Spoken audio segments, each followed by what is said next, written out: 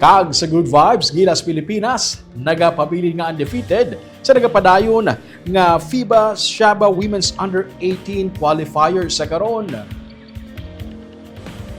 Nakuha sa Gilas Pilipinas Women's Under-18 ang ikaduha nila nga daog sa nagapadayon nga FIBA Southeast Asian Basketball Association qualifiers sa STI West Negros University Gymnasium.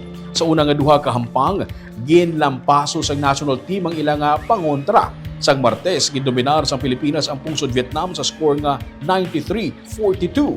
Player of the game ang 15 anyos nga si Tiffany Reyes matapos nag-score sang 14 points, 5 rebounds kag isa ka assist.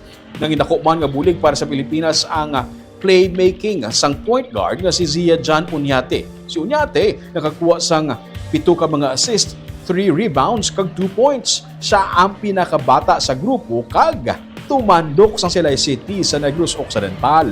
Sa ikaduha nga hampang sa Gilas Pilipinas sa Miyerkules, ilaging pierde ang Singapore sa score nga 83-53. Naging crowd favorite sa mga hampang ang bakulod nga si Sofia Dignadice. Nakakuha siya sang 16 points, 5 rebounds kag 7 assists. Las 7 subong gabi, magatubang naman o kung magatubangay ang undefeated nga Gilas Pilipinas kag pungsod Thailand. Magaparayon ang kompetisyon na tubtub sa Sabado o News 6.